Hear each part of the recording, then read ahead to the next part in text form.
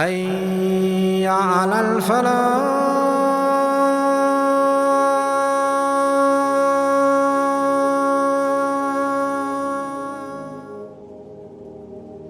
And if we are awake, we're going to know that we are in the end of times. The worst fitna of the end of times, even worse than the fitna of Dajjal, is the fitna of the Ulama of Akhir Az-Zaman. Abu Dharr radiallahu anhu said, I was with the Prophet sallallahu alaihi wasallam one day, and I heard him saying, there is something I fear for my ummah worse than the Dajjal. It was then that I became afraid. So I said, Ya Rasulallah, which thing is that? He alayhi salatu wasalam said, misguided and astray scholars. The Prophet sallallahu alaihi wasallam did not just tell us about these scholars to frighten us. He gave us their signs so that we can protect ourselves against them. He said, there are people whose skin is the same color as our skin, who speak the same language as we speak. They mix correct matters which you know with bad matters which you condemn. They stand by the gates of hellfire inviting others to enter. If you listen to them, they push you in.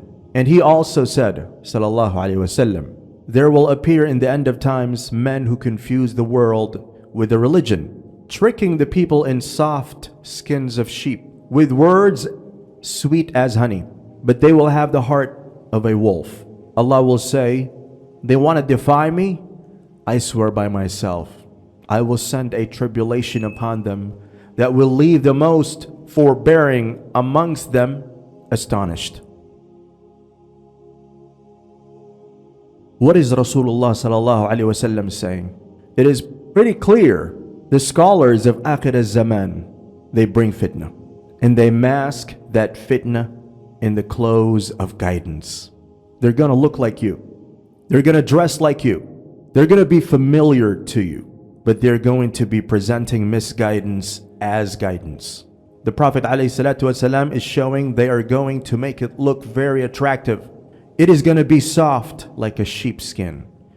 It is going to be sweet like honey. But the speakers are in fact going to be wolves. For anyone who is awake, they know this is exactly what we are facing today. People who are using the title of Mufti, Imam, Ustad, Sheikh, Sidi. They are wearing the clothes of the scholars and are using the language of the scholars. And they are saying that they are representing and speaking Islam, but they are only calling people to more confusion. The common characteristics is that they break away from all tradition. If you want to identify these scholars, then look to see if they are bringing ideas that are completely new or not. Look to see if they are bragging, boasting, saying, you have never heard what I'm saying before. It has never been said before. I'm the first one in all of history to have said this, putting themselves higher than even the Sahabis. Look to see if they are going to insult and criticize the scholars of the past. When they show you those signs, know that they are the agents of Dajjal. Because the Prophet ﷺ said, there will be in Akhir Az-Zaman deceivers and liars. They will come to you with things which neither you nor your forefathers ever heard. So stay away from them and keep them away from you, so that they do not misguide you, and so that they do not throw you into fitna. Whatever their agenda is, whether it's personal, whether it's because of ideology, whether it's because of money, whether they're supported by government and think tank, Islam does not come from how many views you have. For a man to speak in Islam, he must have a teacher. For a man to speak in Islam, he must have trained with that teacher and obeyed and submitted to that teacher. For a man to speak in Islam, that teacher must give him permission, ijazah to speak.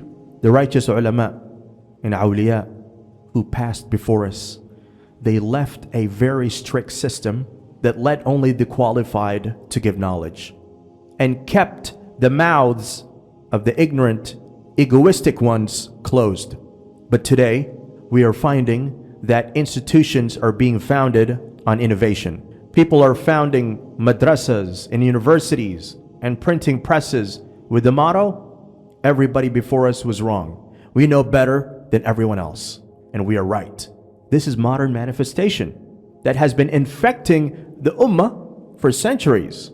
The institutions that are being built today are not about the truth or about preserving tradition. They are here to destroy the tradition. They're not hiding it. They're saying themselves, we need to fix Islam so that it can survive in the modern era. Oh Muslims, wake up! Why do you think that these so-called Islamic universities are being built in America, in Europe, with so many non-Muslims leading them? So that the Muslims will be cut off from their 1400 years of tradition. So that Muslims will forget who they are. So that a new Islam will be invented that mixes Christianity, Judaism, philosophy, and Islam and pretends to be the deen of Allah. And these types of scholars and these types of schools, they're not interested in promoting haqq. They're only interested in promoting themselves. That is why we are seeing disgusting behavior from those claiming to be scholars that has never been seen before. We are seeing scholars falling over themselves to make their audience laugh because they're not scholars anymore. They have become entertainers, only seeking to make their listeners feel good. The scholars in the schools did not become like this out of nowhere. This happened also because the Muslims in general left enjoining the good and forbidding the evil. Muslims let the satanic sentence of only Allah can judge into their vocabulary, and in doing so, lost their own sense of haqq and batil. Muslims are busy building their own lives, enjoying from the dunya. Muslims are no longer united under leadership because we want to be like the West, free to decide our own destiny. Go to the masjids today. Nobody wants to hear about halal and haram anymore because the Muslims got fooled. They lost their spiritual compass and are now wandering arrogantly in the darkness thinking they know where to go. And we are completely without any protection. And because the scholars have turned knowledge into a business, they will produce the product that their customers want. From east to west, north and south, conferences have become like stand-up comedy. Speakers are speaking as entertainers because we are used to this kind of lifestyle, that everything that we see must be fun. Fun is the most important thing. So the Muslims, having lost their compass, they say, why not try this new style? It's working. Don't you see Christians and Jews have done that for decades? We have lost out. We must do this. But what you get is just confusions. Muslims are buying wholesale the most corrupt evil talk. Evil talks that are coming from these so-called scholars today. Why are we using this harsh language? We must stand up for the haqq. 21st century Akhir Az-Zaman Muslims are rejecting the tradition of Islam that has been preserved with the ink of scholars and the blood of the shuhada. 21st century Muslims want to change Islam to fit their own egos and desires. The lifestyle of 21st century, the lifestyle of the unbelievers. They established laws and rulings that have been unquestioned for 1400 years and are being challenged. And the things that have been known as haram and forbidden are being encouraged. And in doing all this, 21st century Muslims curse the Muslims who came before them, saying, we know better than them. And with each curse they utter from their lips, the ground shakes and Qiyamah draws closer. Because the Prophet ﷺ said, when the last ones of this ummah curse the first ones, then let them expect a red wind or the earth to swallow them or to be transformed into animals. Allah has made us to live in the end times, in this worst of times. We are being witness to this confusion of Dajjal, and we are declaring without any weakness or meekness that we are opposed to this evil. We are opposed to the changing of our religion. We are opposed to scholars who are serving the system of Dajjal. We are opposed to anyone who utters a single word against our Nabi, against his Sahaba, or against their inheritors. We stand for haqq, and we oppose batil. Power may not be in our hands or in our tongues, but Allah knows our hearts. And we are declaring that our hearts are for Him and for His pleasure, that the Prophet ﷺ described as the strangers of the end times. O believers, the days look very dark, but know that the help of Allah is near. We are living the words of the Quran, where Allah subhanahu wa ta'ala says, do you think that you shall enter the garden without such trials as came to those who passed away before you? They encountered suffering and adversity, and were so shaken in spirit that even the messenger of those of faith who were with him cried, when is the help of Allah coming? Verily, the help of Allah is always near. O believers, never forget, Inna Nasrullahi Qareeb. The help of Allah is near. May Allah keep us safe from the fitna of the end of times.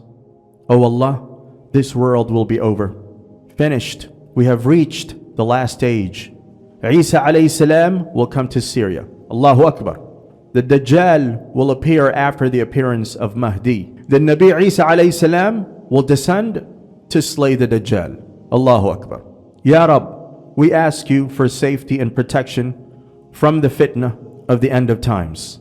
May Allah make us under the banner of His beloved here and in the hereafter.